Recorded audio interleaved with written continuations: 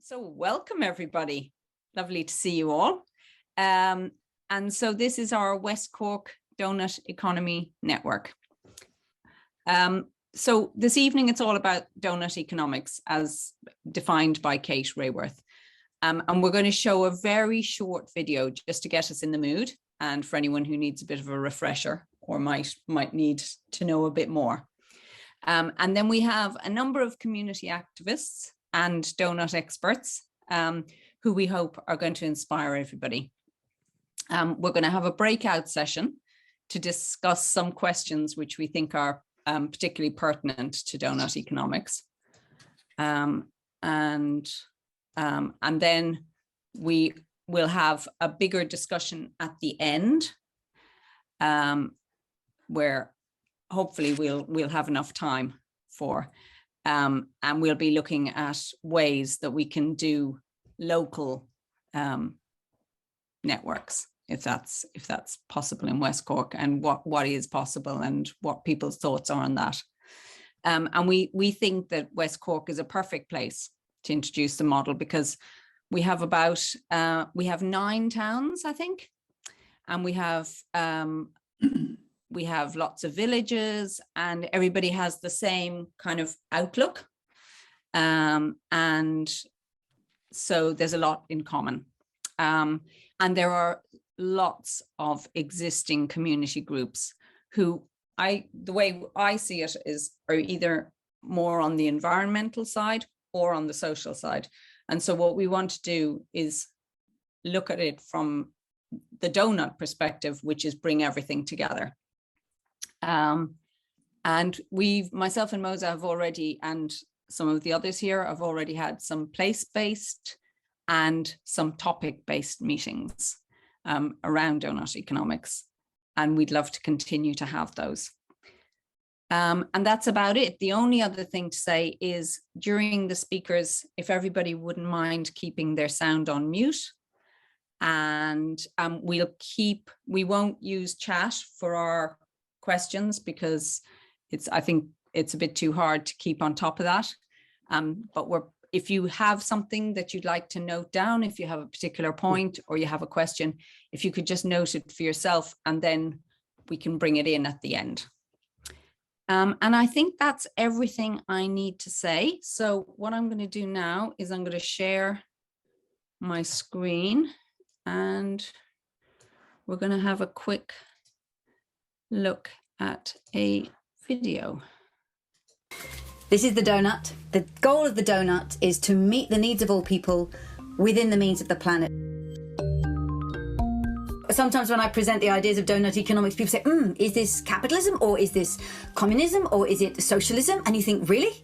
Are these the only choices we have? The isms of the last century? Can we not come up with some ideas of our own and create new names for them and see new patterns?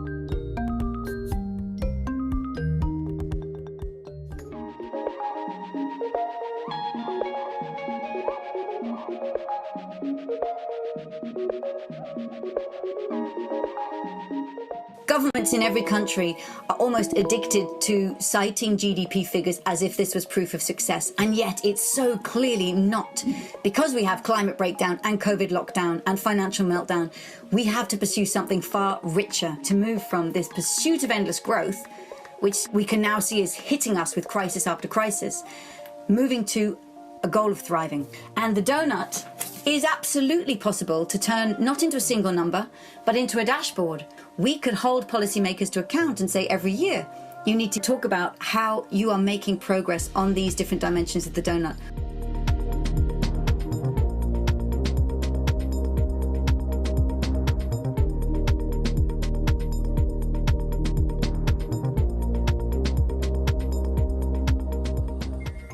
The outside of the doughnut is created by leading Earth system scientists just a decade ago. These are the 9 life-supporting systems of planet Earth. To have a stable climate, to have healthy oceans, to have recharging fresh water. And they drew these and called them the planetary boundaries. And they said we must stay in the circle in the middle. I thought, but if we go to the center of the circle, where we use hardly any of Earth's resources, That's not thriving. That is actually death and destitution for billions of people. We need to convert Earth's lands for food, for water, for housing, for energy. So I drew this inner circle and said, just as there is an outer limit of humanity's pressure on the planet, so too there must be an inner limit. So the hole in the middle is a place where people are left falling short on the essentials of life. It's where people don't have the food, water, energy, healthcare, housing, education, political voice that every person has a claim to meeting. We want to leave nobody in this hole, get everybody into the green ring of the donut itself. Former director of Shep, which is the Social and Health Education Project. And he works as a volunteer with Shep Earth Aware and its offshoot Elders for Earth. And they are trying to raise awareness about climate change, biodiversity loss, and the related issues of climate justice, including intergenerational justice. So I will introduce you now to Frank. Thank you very much, Alice, and good evening to everybody. I'd like to start with a story. It's a short version of a very old story. In fact, it's more than 2,000 years old.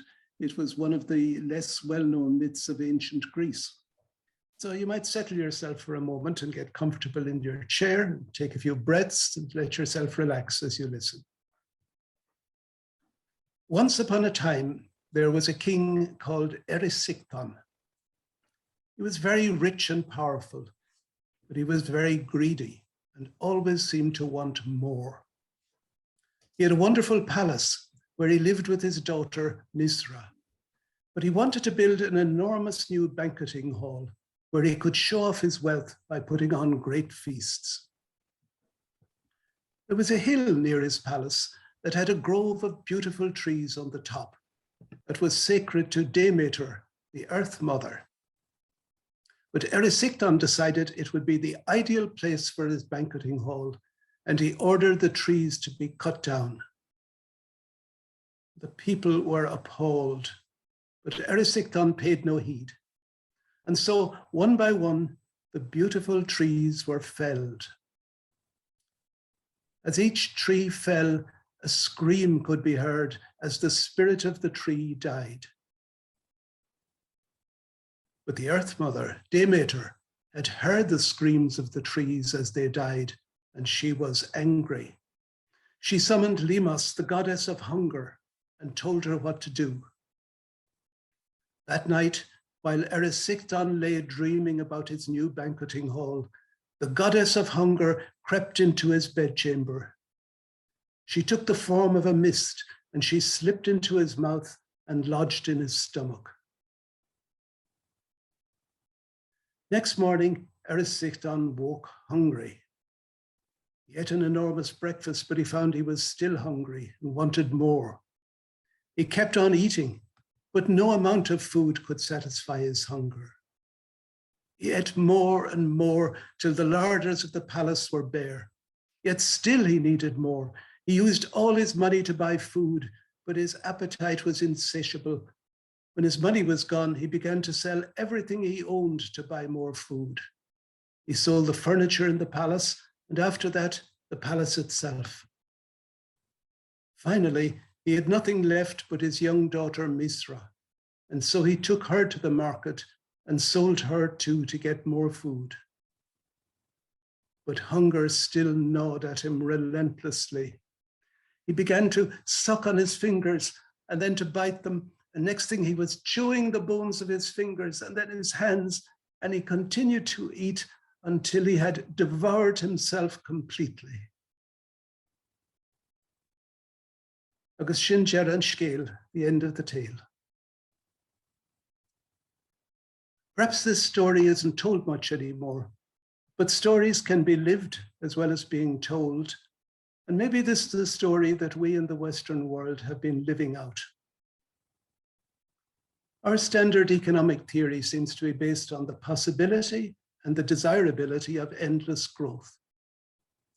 But growth can continue only if people continue to purchase and consume what's produced. And so we suffer a constant bombardment of advertisements. They slip into us like the goddess of hunger in the story, not into our stomachs, but into our minds and our desires. And they convince us that we need to buy and consume more. They promise ever greater satisfaction. But of course, the real aim of advertising is to keep us in a state of hunger for more and better, to keep us always dissatisfied. This economic system is based on a way of seeing the world in which humans are seen as separate from nature, and in which everything in nature is seen as a resource, something that can be used to feed the hunger for growth. Nothing and nobody is sacred or valuable just for what it is. Our insatiable hunger assumes growth can go on forever. It assumes a straight line economic process in which we can continue to extract unlimited resources, process them into products, ship them halfway around the world, sell and buy them, consume them, and then dump the unwanted rubbish that we've produced at each stage. But on Earth, there are no endless straight lines. We live on a finite globe with limited resources to exploit. The air, the sea, the land have a limited capacity to take the emissions, the pollution, and the rubbish that we accumulate at each point in the economic process and at its end. The world's soils are being eroded and depleted. Aquifers are drying up. Species are going extinct. We're destroying the fabric of nature that sustains us. And so, since in reality we are part of nature, we can be said to be consuming ourselves. A part of the story that Krzisczyk that caught my special attention was the fact that he sold his own young daughter to feed his hunger to consume. For we too are selling our children and our grandchildren into misery by consuming and destroying the life-sustaining capacity of the earth we are leaving them. I'm in my 80s, and almost all the despoilation of the earth that has gone on has been in my lifetime, most of it, in fact, in more recent decades. I don't have a young daughter, but I have a much-loved granddaughter and grandson. Sometimes I imagine a future in which they and their children are looking back on me and my generation and wondering whether we were blind or just didn't care enough about them to be bothered to change. I imagine them conjuring up my ghost and asking, how could we let such beauty and such magnificent complexity vanish forever and leave them such a mess? If I say I didn't realize what was happening, will they ask why I didn't wake up and how I could have been so deaf and for so long to the alarms? If I say I was only one person and that the problem was the system I was born into and I was powerless to change it, will they ask me, did I get together with others to try? Well, if I say, well, Ireland wasn't a major polluter anyway, will they ask sarcastically what I thought happened to the emissions and the pollution from the production elsewhere of the goods we use and from their transport to us? I don't think my grandchildren want me to paralyze myself with guilt. I guess they'd prefer me to cultivate hope. They'd want me to open my mind and my heart to fuller and more realistic ways of seeing the world. They'd want me to be ready to embrace and respond to new creative ideas for organizing our lives together in a way that we humans and the rest of nature could thrive. They would want me to help build a community of collaborators willing to take the risks to put those ideas into practice. And this brings me at last to the ideas of doughnut economics. I'm no expert, but insofar as I understand it, it doesn't offer us a blueprint for an economic system, but it does make a huge contribution to a fuller and more adequate vision of the world. It challenges the inadequacies of the prevailing assumptions. In particular, it challenges the myth that perpetual growth is necessary for well-being at whatever cost to people and planet.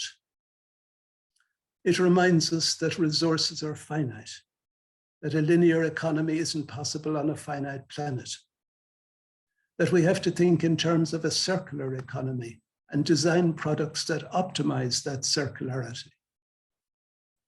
It reminds us that experience shows us that wealth rises to make the rich even richer, rather than trickling down to lift the boats of the disadvantaged, and that we must therefore design institutions that distribute rather than concentrate benefits.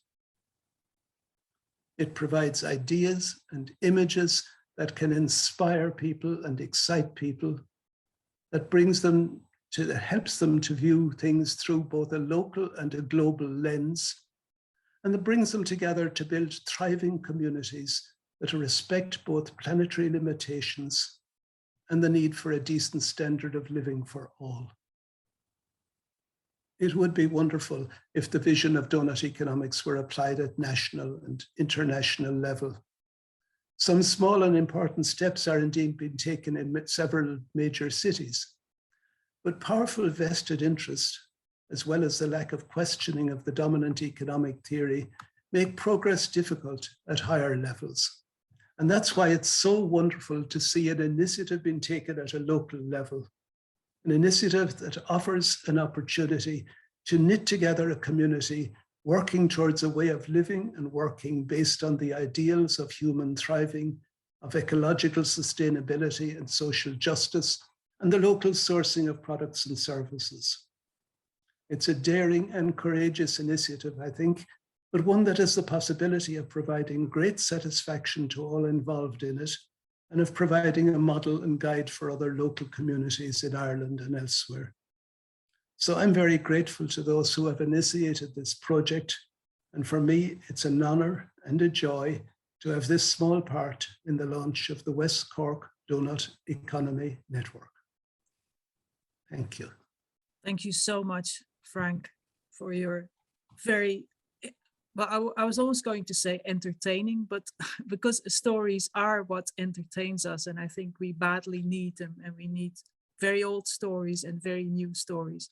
And I also want to thank you for your generosity of spirit, because that's one of the reasons we're all here now, because you have, and Eileen, your wife, have been, talking to us and encouraging us, even in times when it seemed very, very hard going, and it will probably seem hard going for a while, but the generosity of spirit, I think, is also very much here in Ireland. And I have hope, because I do see like traditional organizations which have volunteers and great enthusiasm in the community, and I think a lot of them, like Tidy Towns, like even GAA or whatever, they are moving in the direction where they are not so much anymore in denial about biodiversity loss, etc. And let's not forget, a lot of people do not want to look at it because they feel powerless, and they're in denial because that feels safer, but we have to help them by creating connections as a network between those who are in power and those who want to change. Our next speaker is somebody who is also very generous with her time and her energy, and has been since 2007, Katie Mann, she is since 2007, she and Ruth Bullock, I knew I was going to pronounce it wrong, have been driving an organization called Cycle Sense, which is a social enterprise, and they are advocates for cycling. They are now, since 2020, advocates for recycle and reuse. And Katie is going to talk to us about what it's like to be a social enterprise and how this fits into the donut. Katie is also and Ruth are there, the driving force behind Skibbereen Greenways, which is an organization advocating for active travel, cycling, greenways. And she will now talk to us about her activities. Thank you. Okay, thanks, Moze. Okay, so I was asked to speak today about about being a business and how that might fit in with donut economics. Being a social enterprise, I think we really align with the ethos of the donut economics. It was, we got involved with this group a year or more ago when it was in its initial time. So we've been wondering how we might do that as a business, how the donut relates to us. But what I like about what Kate's and the website for donut economics, which is Deal there, has put forward, it's to look at the business design. So, and they put that into 3 main points. So as a business, do we have donut economics as the goal? Like, are we happy to just do our little bit, or to, you know, even go carbon neutral, or are we really pushing for all the points on the donut? So that's the donut, as I'm sure we'll see as it goes on. There's so many points there. There's so many points on the inner, in the whole of the donut to be thinking about. And then you have the planetary boundaries as well. So it helps to give us a focus as a business and to how we're doing. So being a social enterprise, I think we do focus on the inner circle quite a lot, but being all about sustainable and active travel, we also have the outer boundary goals in our focus as well. So I do think we do align with it. So just to say a little bit about that. So our vision is to make a contribution to a fair, sustainable and livable community by promoting active travel and a circular economy. So and we do that through, now we have a cycle centre, and we do that through cycle training and advocacy for safer cycling on the roads. And we do it through upcycling, and we do that through upskilling as well. So we have 2 projects going in our cycle centre. We do reuse bikes, and reuse water-based paint.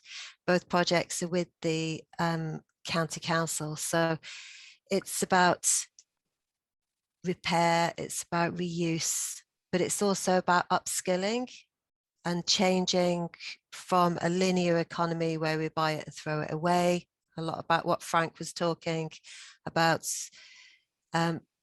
to where we have that circular economy and we value our resources.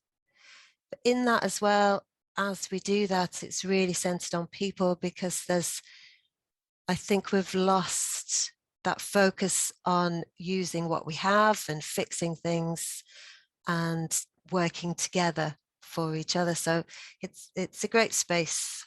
There's a lot of little things come off it, even though the goal might be to fix up an old bike or to redistribute some water-based paint. There's a lot more trickles outward from it. So looking at it from a business, there's 3 points. There's donut economics is the goal. The second point there would be, does our business, is it regenerative rather than degenerative?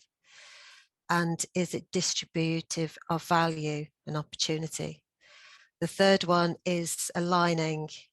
Do we align with all the main points of the donut?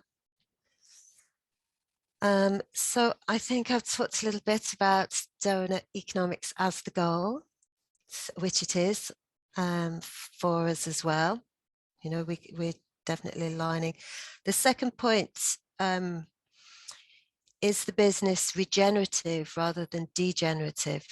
So for ourselves, it is in the sense that we focus on the circular economy. So it's restoring, it's reducing as well, reducing the need to buy new raw materials.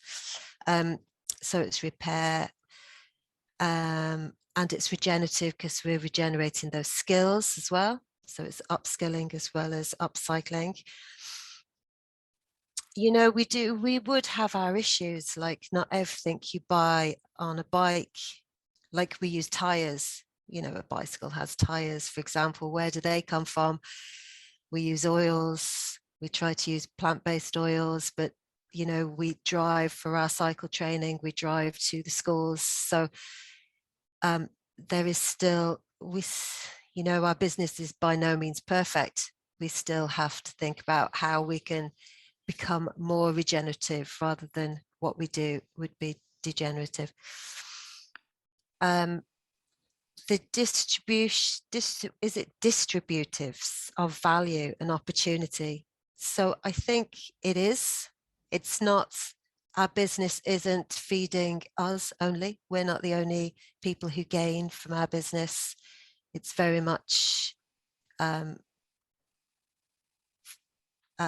for the needs of the people, for what, like it's been built up by looking at what's people want and then trying to supply that service. And that value does, as I've said before, it kind of trickles out as well. So hopefully as we grow, there'll be also more jobs and more opportunities for people to get upskilled and then go on to other work as well. So I think we do have a distribution of value there and opportunity. So the third one is aligning. There's 5 points there. So there's aligning of purpose, which, like learning about the donut economics,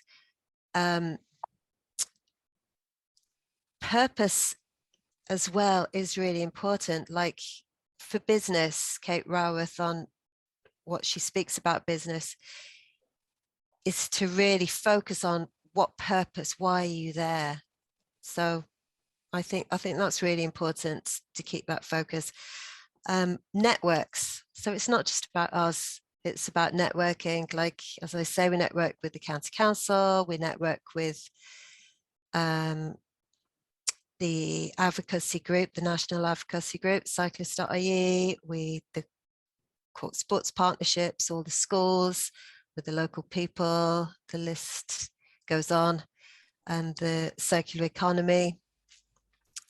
So I think networking is really important.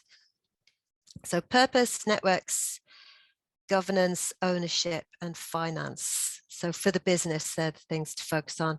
Our governance, making sure it's fair as well, getting us out of the hole in the middle there, making sure it's for all the people we work with. And the ownership and finance. So I don't claim to be an authority on this. And maybe Rob, you might be able to enlighten us more on the ownership and the finance. I guess the ownership is, it's not like we might, it's the ownership of the business. It's not just ours. It's there. There is anyone who comes to work with us, even if they're volunteers or everyone has autonomy, they can contribute to how we run it. So in that sense, finance, well, we'd like a lot more social enterprises. There's a lot of, it's labor intensive and it's all about the people. So it's not based on making money. So that would be, you know, like Kate says, you do need to make a bit of profit to get out of that hole in the middle. So, you know, yeah, let's hope we get some more finance going as well as all the other things. So I think that's it, Moze.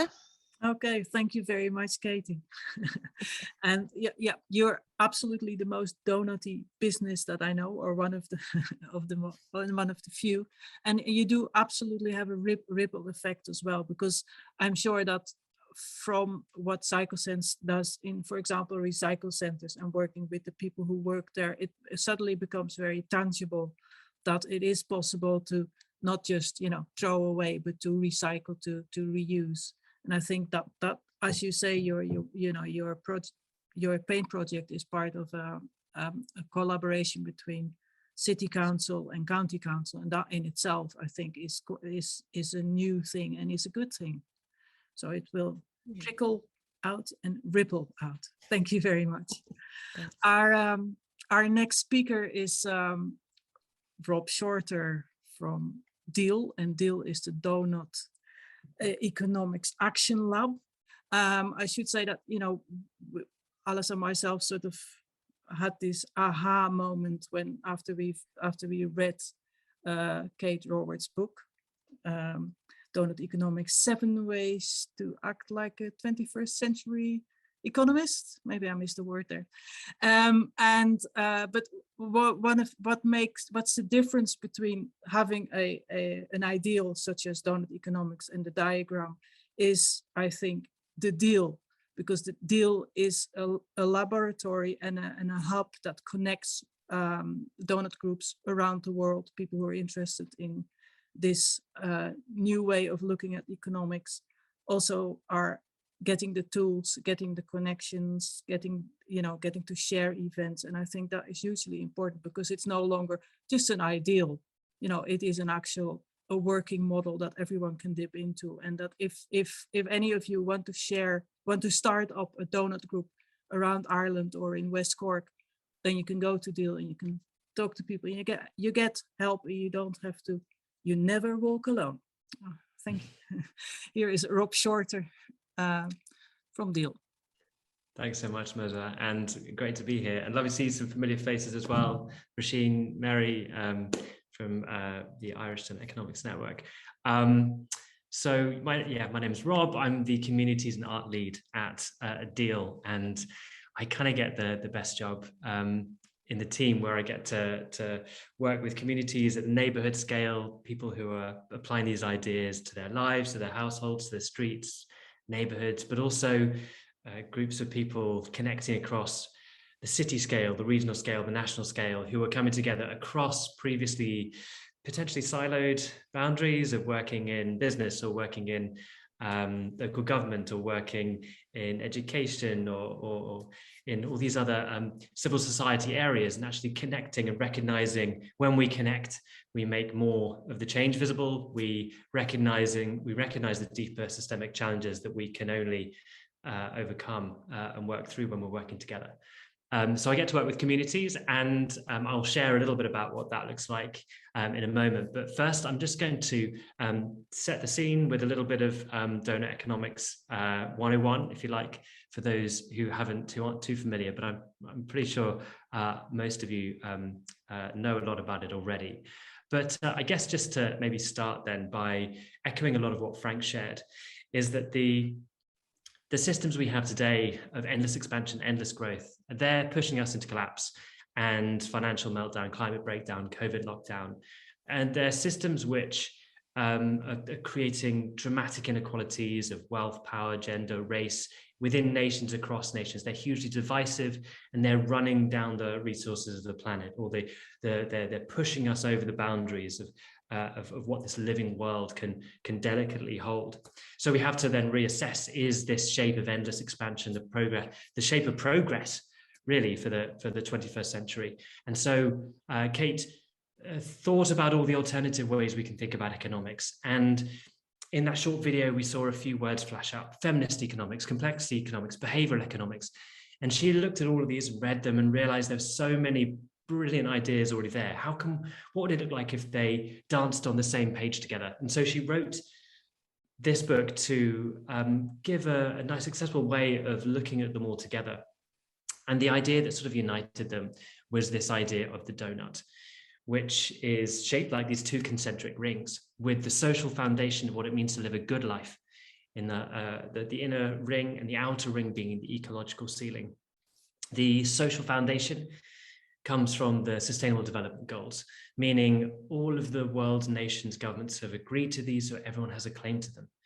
So of energy, of food, of water, of health, of education. How do we meet the needs of all people so that no one's falling short in the essentials of life, in the hole in the middle?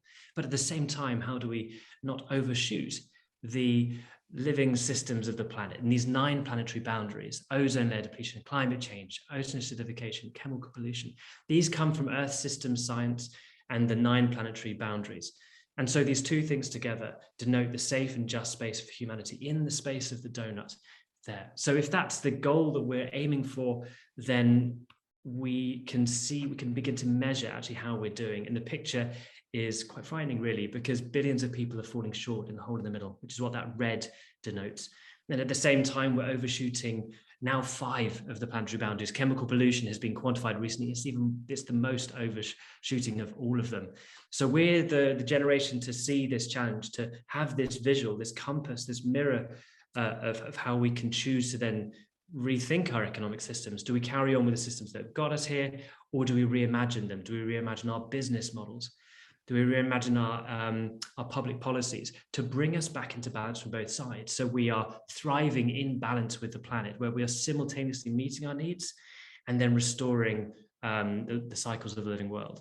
And so we don't with Doughnut Economics say what the answer is, but we ask the questions which enable the multitude of answers to come forth, because this is a very, very complex predicament that no individual person or organization or policymaker has the answer for. It's only when we come together across all of our lived experience and all of our expertise to find pathways forward.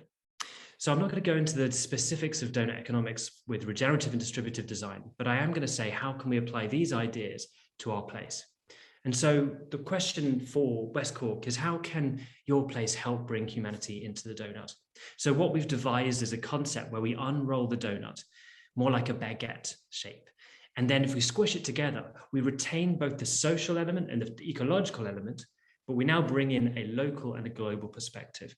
It's a space for exploring possible futures we want through what we call these 4 lenses. And it creates a canvas space for us to pour our ideas on, pour our awareness of the challenges, the great change already underway, and also our aspirations of what it means to live a good life within planetary boundaries. So I'm just going to unpick those 4 lenses and see what they all mean. So the overarching question here is, how can our place be home to thriving people in a thriving place, whilst respecting the well-being of all people and the health of the whole planet? So breaking that down to the 4 lenses, the first question is, how can all the people of our place thrive? And it's only you who can answer that question. You're drawing upon what your aspirations of what it means to live a good life, and bringing upon all the voices who need to be a part of that conversation.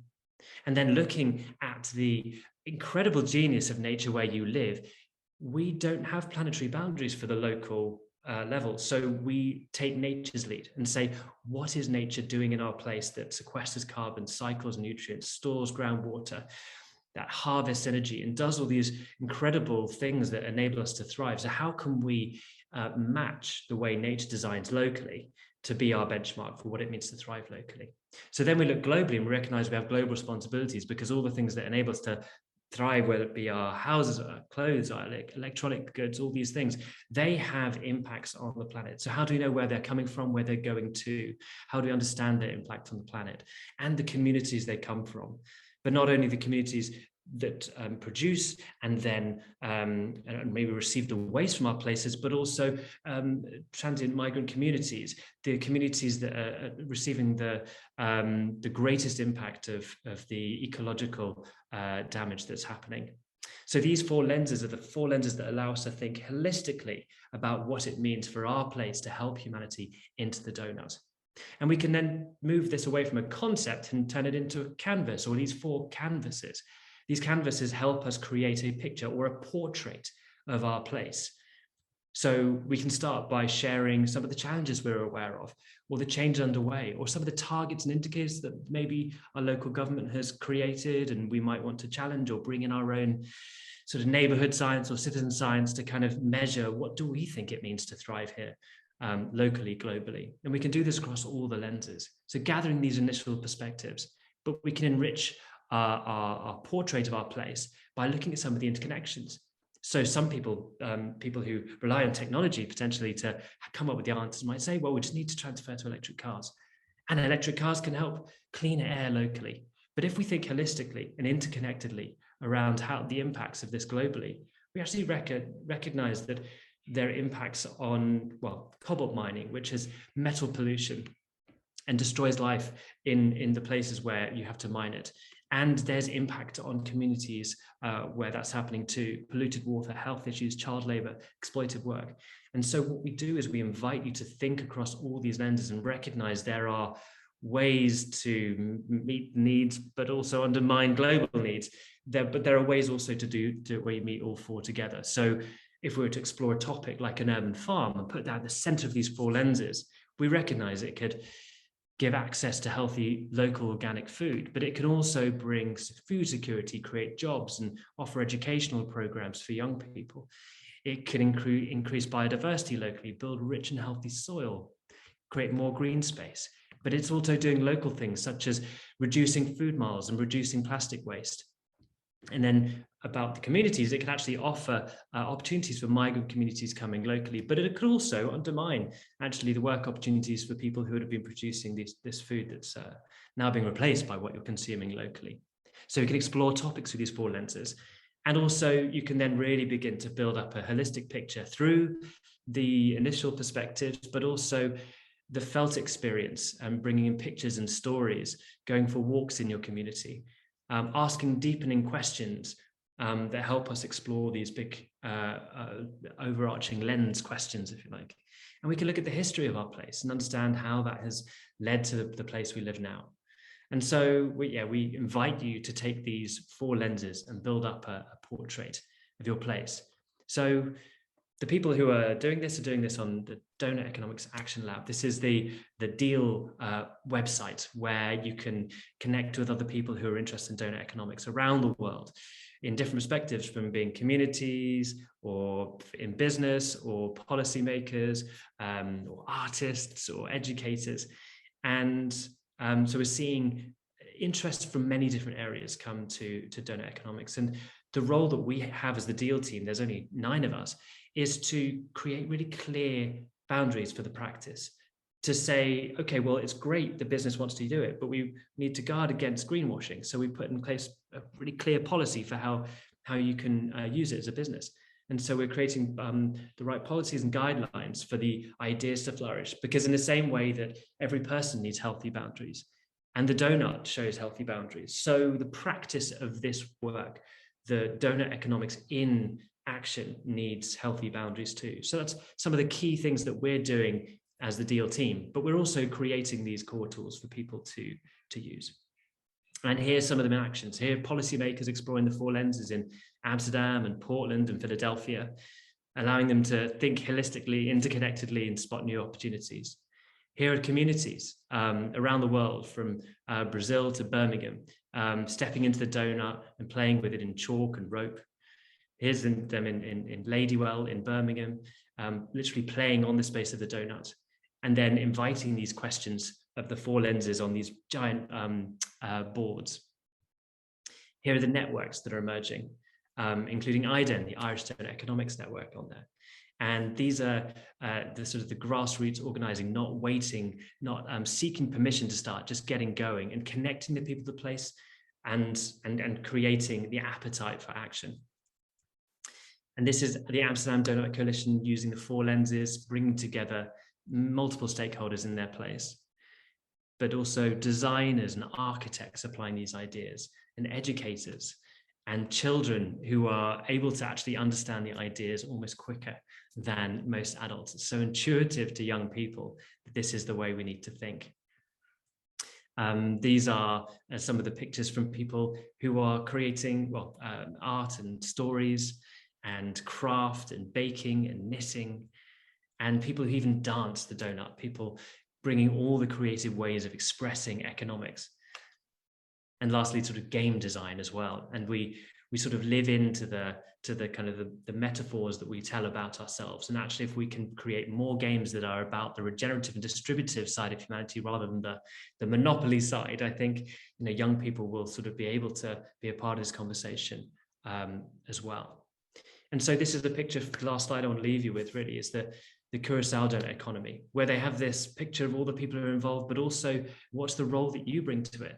So all of these different things I've shown around the artists and the dancers and the policymakers and the educators, what is the role that you see in bringing your ideas and your experience to the challenge of the Doughnut? It is a holistic model, and it requires all of these skills in the collective effort.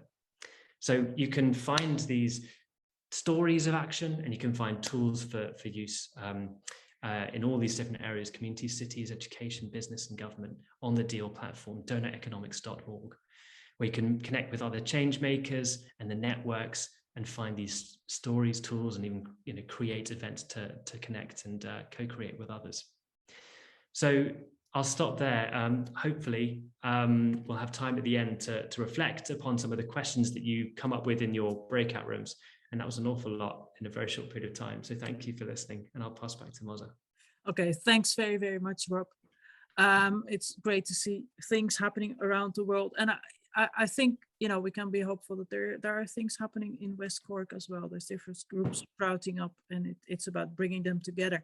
I hope you won't feel manipulated as participants of this meeting if I assign you to breakout rooms, because we have a series of 4 questions that we would invite you to answer.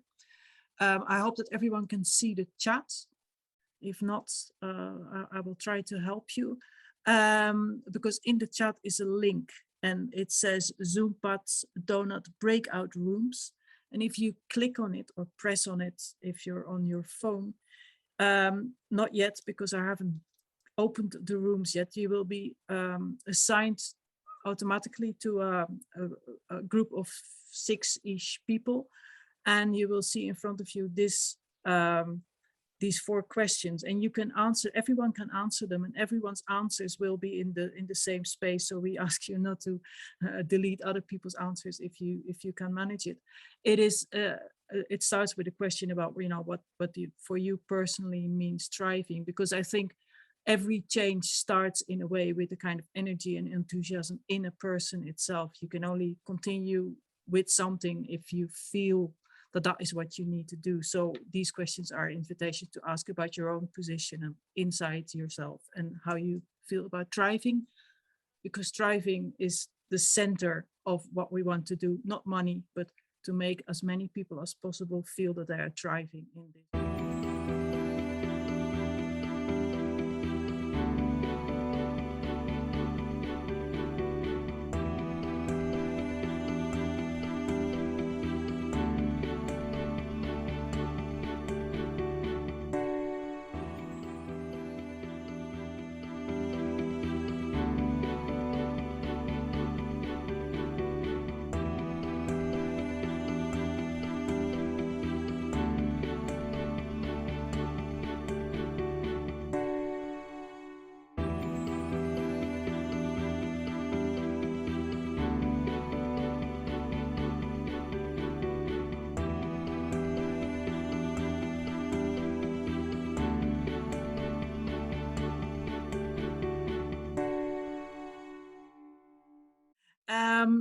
I'm going to introduce our next speaker, which is Liz Creed. And let me get my running. Liz Creed has lived in the Kinsale area with her family since 2001 and has volunteered with Transition Town Kinsale since 2006. Over the years, she has been involved with initiatives across all the working groups, as well as organizing community events and lobbying for climate action and climate justice. More recently, has done this with One Future Cork. She is currently carrying out research based in the Department of Sociology in UCC and the Marine and Renewable Energy Institute, looking at the role community-owned renewable energy is playing in our energy transition. Liz has also worked in the health sector and is interested in how collaborative action can bring about transformational change. In her presentation, she will give an example of using the 4 lenses, downscaling the doughnut in West Cork. Liz, take it away, please. My screen and unmute, and that's the screen. Am I sharing the right screen? Oh no, I'm not sharing anything yet. Am I? Not yet. Screen? Yeah. Okay. Thanks, Alan. I can. First and foremost, I'd like to thank Moze and Alice for organising this. It's been great so far, and for the opportunity, obviously, to talk. As Moze said, I'm involved with transition. And I was asked to just explore how we might use it here in Kinsale. I'm doing so, and I think Kate said this too, caveat, I'm not a novice to all this, a very interested novice. I'll talk about how the concept resonated, and I'll also try to talk how it could be an effective tool for getting to where we kind of need to go, which is really what Rob was talking about as well. I'm going to move really quickly through the slides, as they really are just a forward to the conversation to follow. So as Moze said, I'm involved with transition since 2006. And I suppose my contribution has been inversely proportional to the paid work I've done in that time. I was drawn to it because it was solution focused and it kind of fits that mantra of acting locally while thinking globally. When I read the vision, which I show here back in 2006, I thought it was very aspirational. Now I look at these ambitions and think we are nowhere near them, and we need to be. Interestingly, the Kinsale Energy Descent Action Plan written by the students at Kinsale College with Rob Hopkins, and that was the kickstart, if you like, to the global transition movement, didn't really focus on biodiversity, though it has been a theme and focus of a lot of our initiatives in Kinsale. So just to say that. So alongside the current initiatives, which are shown here across food, energy, transport, biodiversity, waste, over the years, as most have said, we've organised many community events to raise awareness about climate action and climate justice. We've lobbied our elected representatives, made submissions to our local development plans and various national consultation documents. And more recently, I suppose, we worked with One Future Cork in some of this. We have collaborated with many groups in our area to make things happen. We'll work with anyone who'll work with us, basically. And I suppose in the very early years, Duncan Stewart visited Kinsale and he asked how much we had reduced our carbon footprint. Now, we probably couldn't answer that then, and I don't think we could answer that now either. But what we have done is we've created conversations in our community about the possibilities of a different future. And have reached out as well, I suppose, to learn and to share with others in Ireland and abroad, trying to do the same thing. But I suppose, using kind of a critical eye, the vision we have as a group hasn't been realised. And I suppose we can't keep on doing the same thing and expect something different to happen. So, I mean, we need more action on the ground in our communities. And I'm going to illustrate this, just putting up this slide, which was used when we launched our Energy Master Plan last November. On the slide, the orange sliver is the potential reduction in CO2 emissions outlined in year one as our Energy Master Plan now stands, versus the rest of the pie, right? This is the reduction we need to make locally to achieve the 7% emission reduction outlined in our National Climate Action Plan. So we kind of have to ask ourselves, what can we do to change this? And this is where this comes in. This is why when I read Kate Raworth's book, I heard her speak online last year, it resonated. I originally read a library book my daughter had taken out, and I scanned this page. It's such a clear picture of how we can move from where we are. I especially like number 3, the I2E, and number 6. And I think Kate talked about this as well, this idea of regenerative design. This is an alternative to the growth curve. And I know Frank talked so lovely about all of this. I suppose the donut talked about this. The donut enables us to really look at the cost benefit in a much more holistic way and ask ourselves, what do we mean by a good life? And I suppose what I would say, these embedded circles sort of help us, I think, to understand the complex systems we live in and which we all impact. And this impact is so dependent on where we live in the world and on how our sort of societal makeup is. So, and I'm just looking at the rock arch there, that picture. That's about as old, they're about as the same age as Frank's story, but that's a beautiful story he told, kind of sad story he told. So what I've done is I have taken the donut and I have sort of said, how could we use this in Kinsale? So I looked at the work done in Amsterdam with the donut, and how we could do, like, and used sort of some of the headings, if you like. And I think it was what Rob put up earlier was like this. So all I have done is list some of the gaps I know.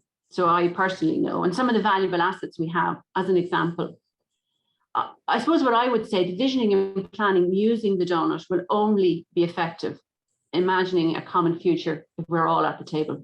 Community members, community organisations, Cork County Council, the local chamber, local businesses, including farming, fishing, development organisations like CCAD, and sector experts, people who understand some of this that we don't understand, I suppose.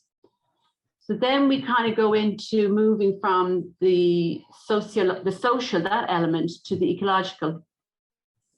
And we have to look at the ceiling. What are we doing? And I suppose, what are we neglecting to look at? I think this is what we sometimes don't look at because it's too hard to look at.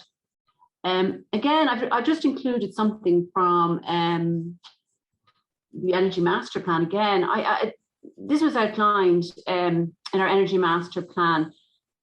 It was suggested that with the energy saving measures that were put in place in the area, we could supply enough energy to serve our own needs. Now, this is all hypothetical, of course, and it depends on so many factors, and none of these are elucidated in the plan.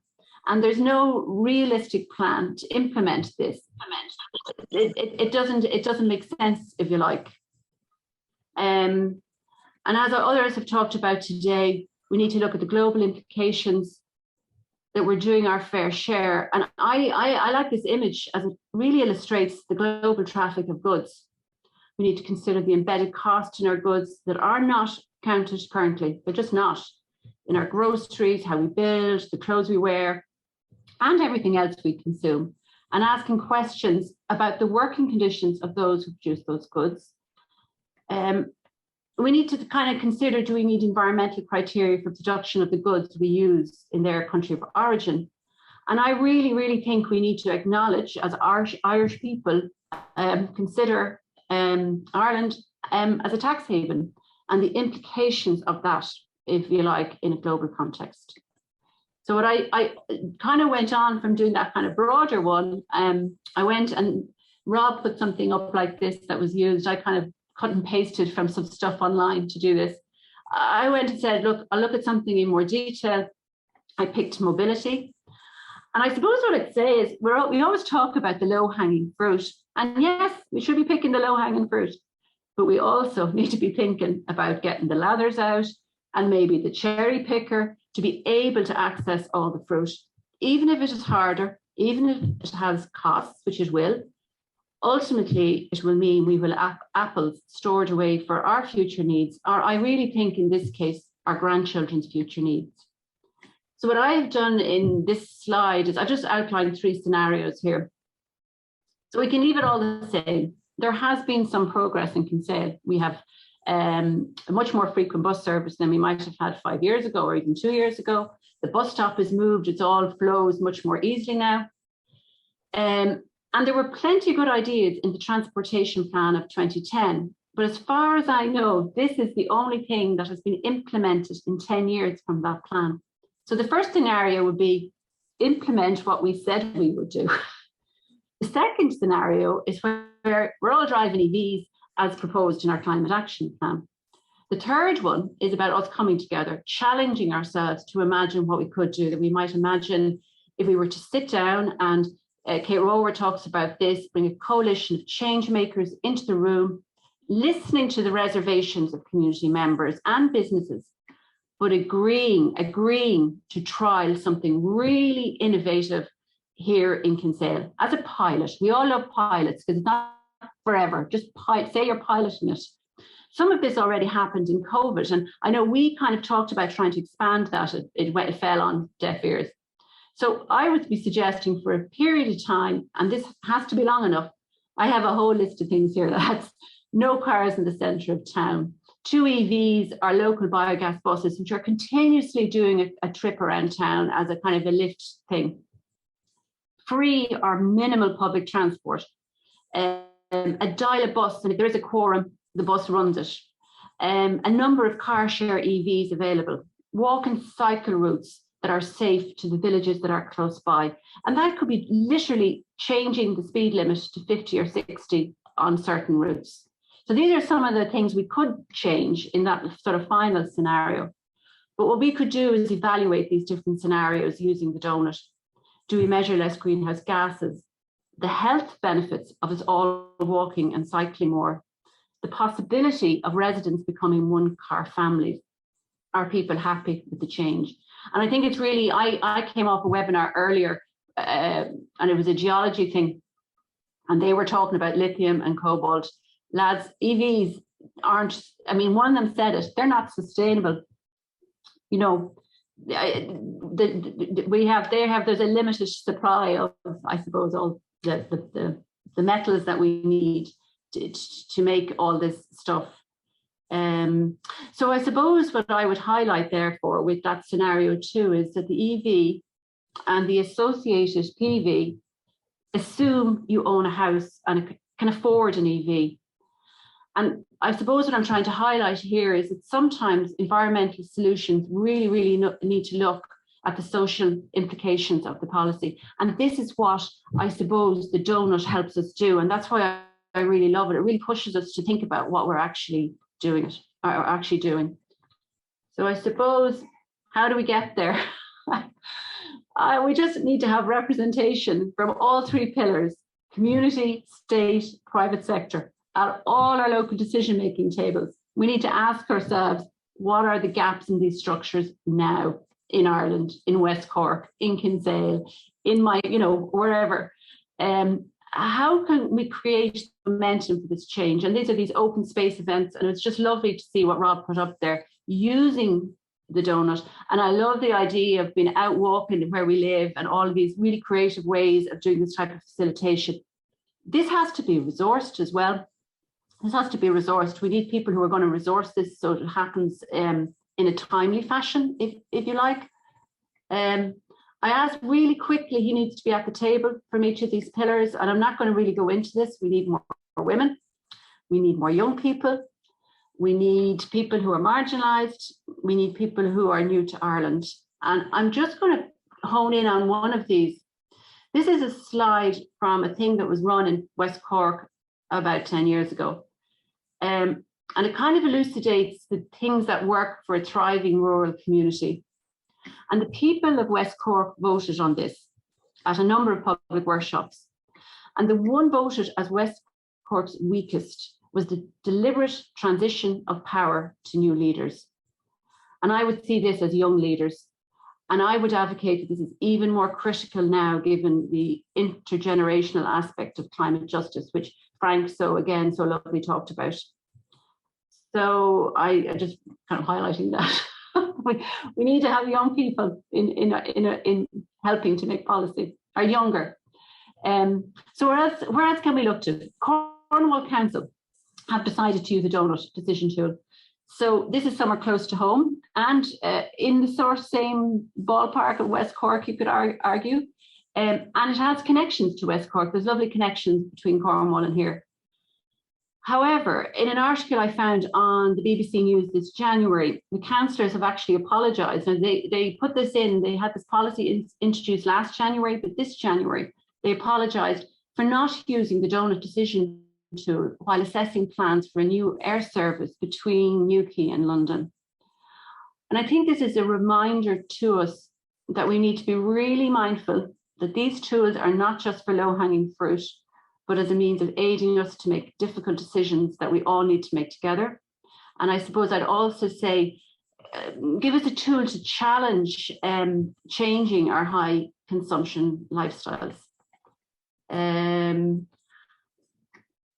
Rob mentioned COVID as well. I just want to highlight two things. COVID has shown us, it's shown us we can move, we can change when we need to, with aligned political and evidence-based leadership. But one thing that isn't highlighted is also with the invisible threads that run through our volunteer and community sector. There was lists up in our post office of people who were going to help people who in those first 3 to 6 months of COVID.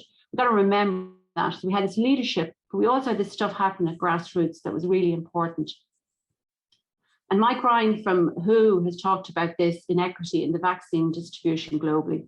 And this is the implications of this for climate justice. So this donut and getting this out there is so, so important at this juncture. And especially given, I suppose, what's happened last night. Anyway, I'm not going to divert.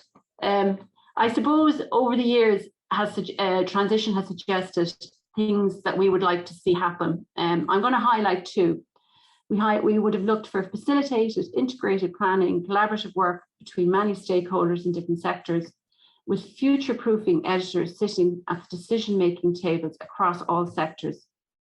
I think the donut will be really, really effective in achieving this. And so just to finish, I really would love to see, I think the donut, I'd love to see it being used in West Cork and beyond. I really would, as a tool for this inclusive, regenerative dialogue, which will lead to effective implementation. And I really highlight this implementation. No point having a plan unless you implement it, of a cohesive plan. So we're all on board with this plan and with the well-being of all that share this home. Our home, it's our home, planet Earth at its core. So thank you for listening. And I'm really looking forward to the conversation that's going to follow this. Thank you very, very much. I think Alice is going to open the conversation. Are you there? I am. I'm here. Okay. Well, just to say that one thing, and for everybody, yeah, I mean, this is now we're open for people's ideas and thoughts, and you know, are there local West Cork donuts? Are there potential donuts that people would be interested in starting, or you know, what are your thoughts after all this? Just one thing I was thinking of when Liz was talking was we invited, and I'm not slagging off the politicians, but we did invite them. We invited county councillors, and we invited politicians, local politicians, and I know they're busy, and they, you know, they might not think that this is the most important thing to them, but maybe if you know them, it's worth telling them that, you know, you've been here, and if you do think this is a good idea, because they will come if they think that there's something in it for them. And, you know, obviously their constituency and all of that, and not to be cynical in any way, but just, you know, put the word out there if you think that this is something that we should be doing, because we do need them involved. We do need not necessarily taking over, but listening to us and being involved. So anybody, looking forward to hearing thoughts.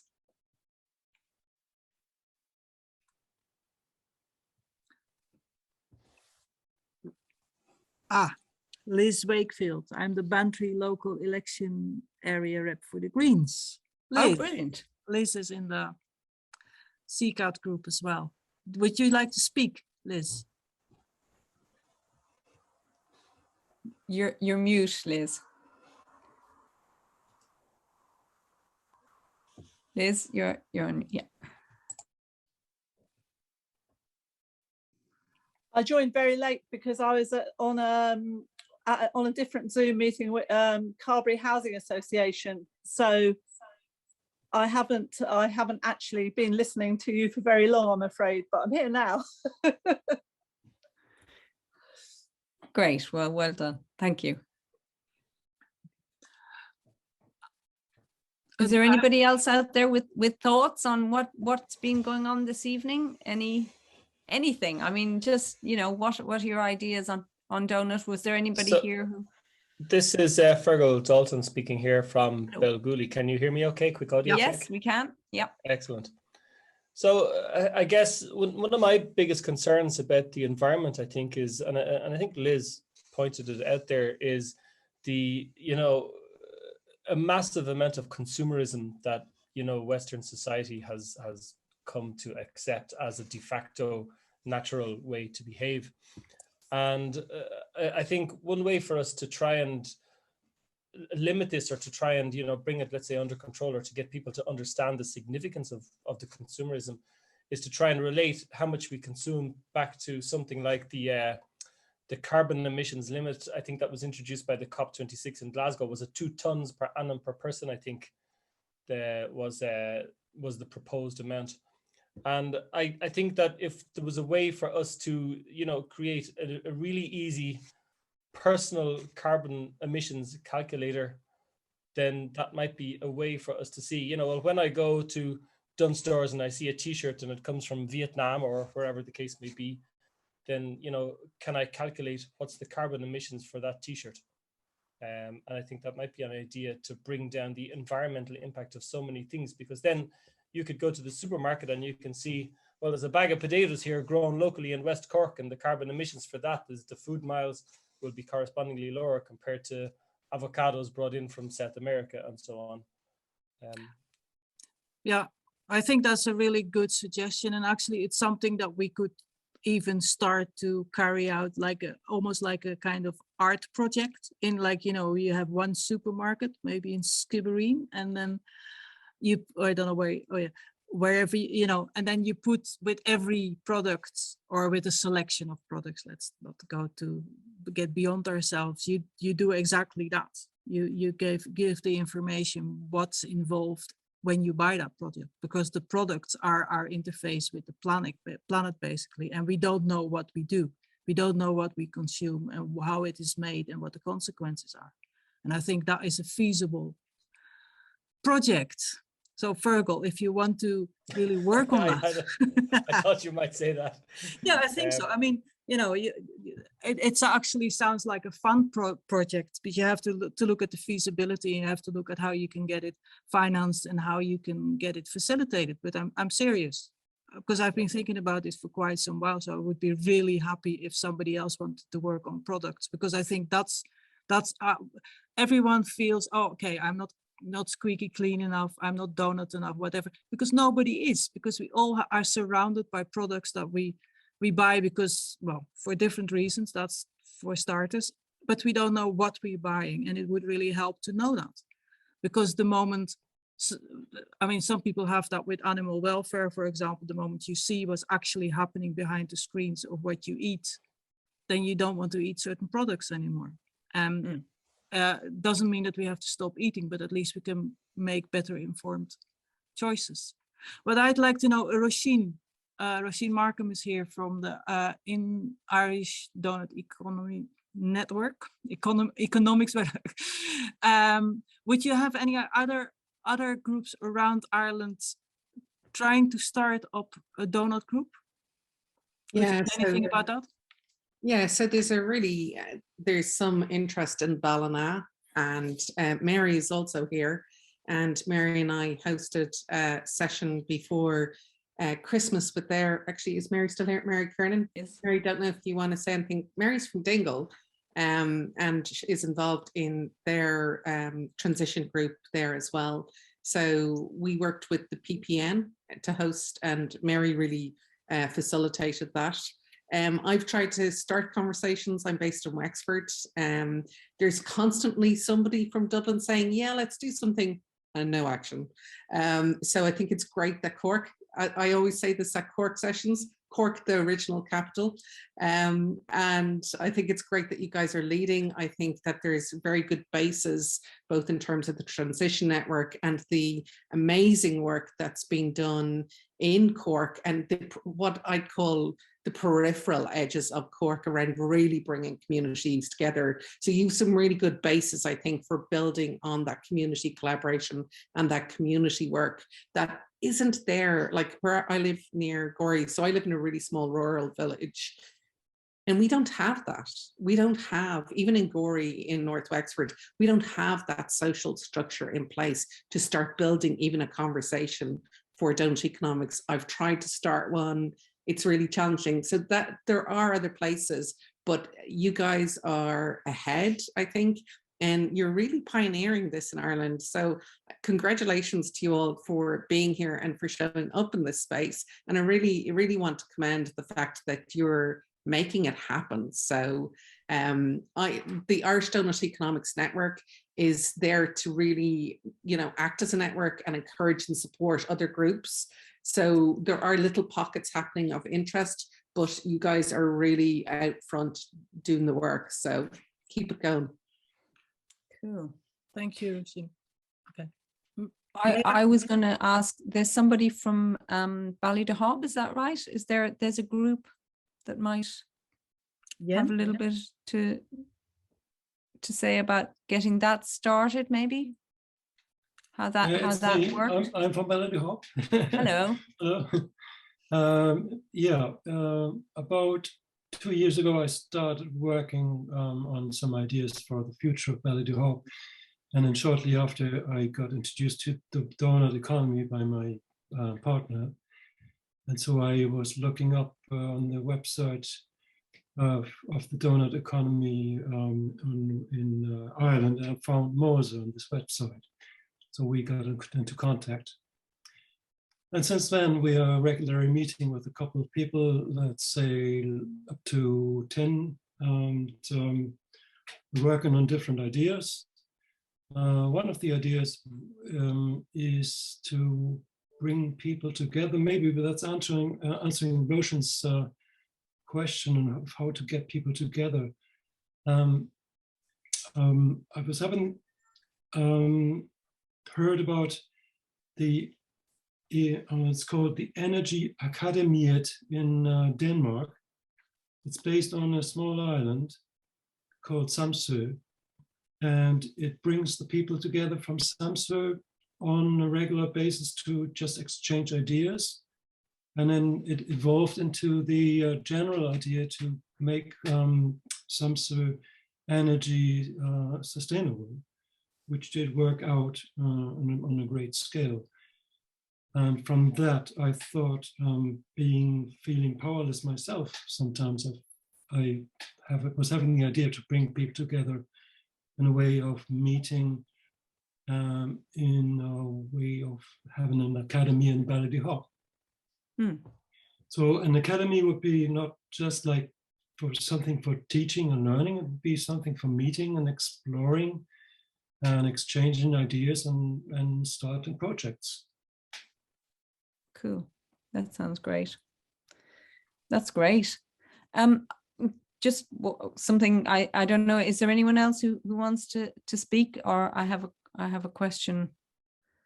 I'd get say a couple of things. Alan Clayton here from Kinsale. So I know Liz very well, and Liz and I have worked in Transition Town and Future Kinsale for a long time. A couple of things that come to mind. One is the whole idea of the donut as a tool. Like it'd be very, you don't usually form communities around tools. You kind of form communities around what you're going to do with the tool or what the impact of the tool is and so on. And I wonder how many of us on this call only belong to one community group. I suspect we all belong to more than one at least. And if we're going to start setting up a number of like donut economics groups, in some ways we're kind of multiplying. We're just going to set up more individual groups about a particular subject, when it strikes me that this tool is obviously useful to lots and lots of existing groups, whether they be tidy towns. Wouldn't it be nice if there were citizens' assemblies in towns, but they don't happen yet. But you know, Future Kinsale, the organisation that I'm part of here, Transition Town, lots of existing groups could be using the tool. So I'd be a little bit concerned actually about trying to set up yet another organisation, and I've done this for fair trade over the years, all sorts of things. So that's just one thought. I think, you know, the whole idea from the start is about collaboration and trying to nudge the existing infrastructure along in a positive direction. And can I ask you? So I understand what you mean about not starting up other groups, but from your point of view, how would you see the donut connecting the existing groups? Perhaps easy. So I mean, in Kinsale, we've had a Transition Town group for many years. So I think it's in a sense grown to a reasonable size, and obviously it's seen as the kind of the Green Party or the Green community in town. Sadly, it's not the majority of people in the town. So other people prefer to belong to tidy towns, or they belong to the flower club, or whatever it happens to be. But the reason we set up Future Kinsale as an organisation is because, like lots of others perhaps on the call, we lost the town council. So even though there is the only other influential group in town is the businesses, the Chamber of Tourism, as we call it. But again, they have a narrow interest in promoting tourism businesses. But to be fair, their future lies as much in donut economics as anybody else's. So the goal would be to bring all those people in the room together. So whether you see it as a reformation of something like a town council, only maybe a bit more like a local citizens assembly, then I think you could use the donut analysis as a filter for all of these kinds of initiatives. So whether we're going to have to wrestle with transport, tourism, food production, education, you name it. There are only certain life consists of a small number of 6 or 7 issues, all of which could be filtered through the donut principles. So that will be my ambition in our community. And absolutely, I mean, it would be super cool to have similar groups all the way down. And that's why the GAA thrives, because it's everywhere and it stands for a particular thing. Tidy towns, same. It's been around for decades. It has a clear remit. Everybody knows what it is. It's just getting a bit old, in my opinion, and its agenda could be broadened. And so then you find other groups being set up, even political parties like the Green Party. It just seems to take time. Somebody else already mentioned, like, the people who seem to have the power and the money don't necessarily come to these meetings. So we have to figure out that. But we're not gonna defeat it. So we have to work with it, I think. And at the end of the day, people will come to things which are really compelling. If you show a politician a really compelling vision for something that incorporates a benefit to them, which you'd have to believe all of this does, they'll come. Yeah. Alice, there was a question by Rob Jarrett. Oh, sorry. That Nicole passed on to me. Is there, wait a minute, is there a Rob is here. register of donut groups? So do you want to ask your own question to Rob? Yeah, Rob, are you there? Yeah, okay. The question was put as to what other groups were there, but I was just wondering, is there a list of what groups are already working to the donut economy principle in Cork, or who, if anybody, would pull that together, who would have that information? When you say working, you see, I think this was one of the things, is that a lot of people work on one area, or I was calling it aspect. So we have the planetary boundaries, the environment, biodiversity, carbon, etc. People are very interested in that side, and then there's people who are more interested in the social side. And what we'd love to do is see that being pulled together with the donut, if that makes sense. So is your answer that there isn't anybody actually at the moment who's doing it all as a complete approach? Oh, we are. Well, yeah, I mean, we are, but I guess there isn't an actual, there isn't a charity or a group who are looking at everything from all those aspects. Well, actually, we are going to be a project of the Green Economy Foundation, so that will be our base, also as a way to have access to a website.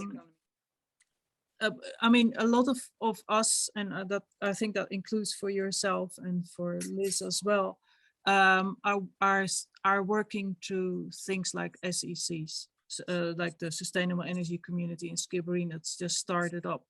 And there already, you come across things that ask for a donut approach, because we're working with the SEI, the Sustainable Energy Authority Ireland.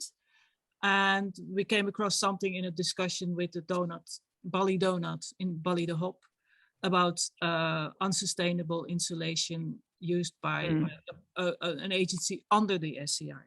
Now, we've only sort of started to notice this and talk about it, which in a way meets resistance, because people would, if once you start focusing on energy, you don't want to be bothered too much by all these things like, oh, but this is not sustainable, that's not sustainable. But that is exactly what we should be doing.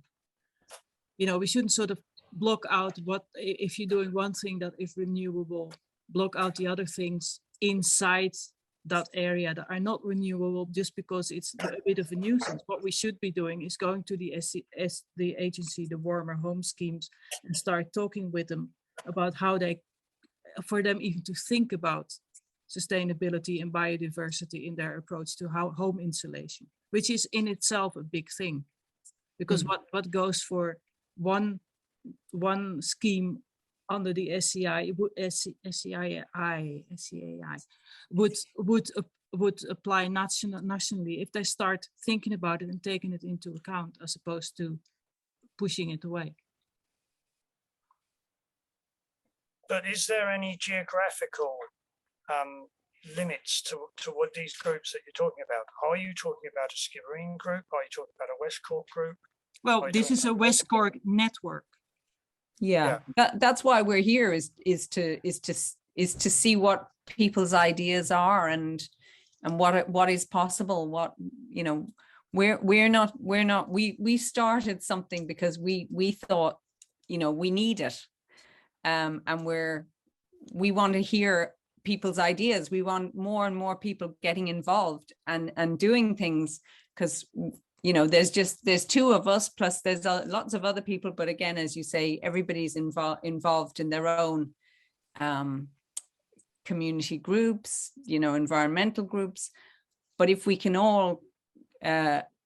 network, then we can start these conversations. We can get people thinking about things in a wider sense, not just in a silo, really, that's why we wanted to have this meeting, is just to getting everybody talking and thinking about the possibilities. As a case in point, there is Sandra. Would you like to address the group? Sandra Flynn. Yeah, Moze, thanks. It's just an idea, because I suppose coming from my background, I teach sustainability in project management practices at UL. And what I really like about this model, since you mentioned it to me first some time ago, is that it puts a very practical element.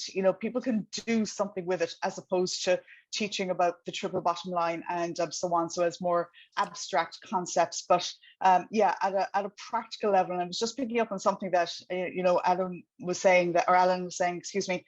Tidy towns groups have been around for a long time, but a lot of people don't know the categories and the competition categories, and everybody wants to, can do better in the sustainability category, biodiversity and so on. And I think there's a lens here that is an opportunity for the more forward-thinking members of these groups to kind of, work together and figure out how that might work. So yeah, it was just something I just kind of thought might be useful. I think in terms of, so I'll put my thinking cap on that. So thanks for the opportunity to talk and listen to all about this. It's been really, really helpful.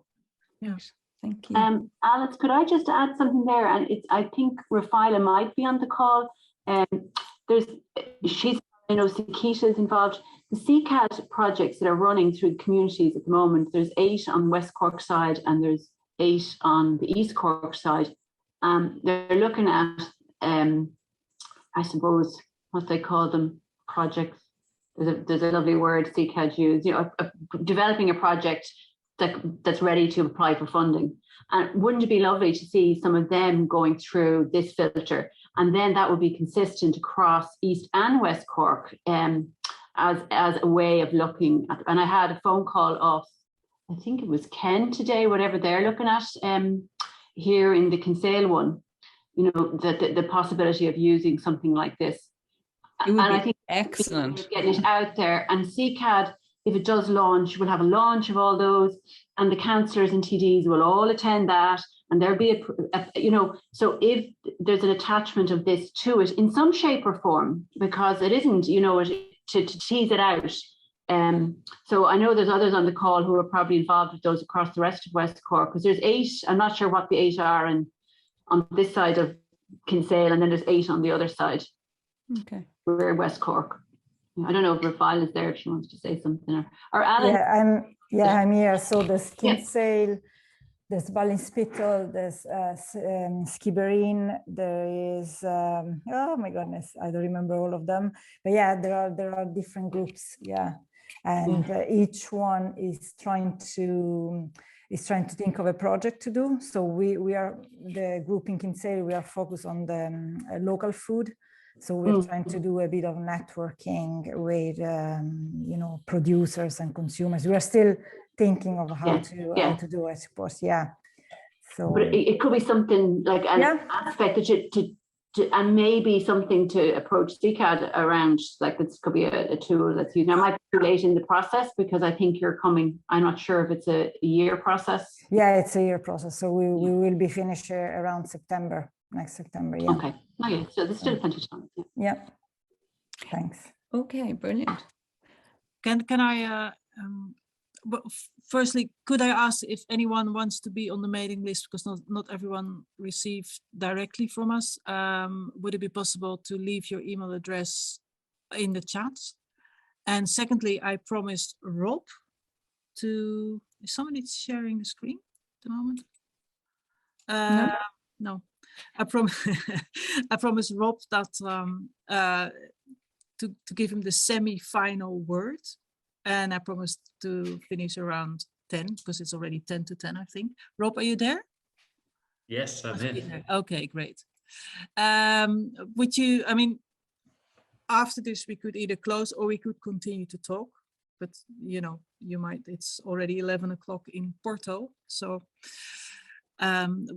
Could you say anything to help us, give us a bit of a heads up of what you suggest that we should do? Should we do a workshop with Deal or?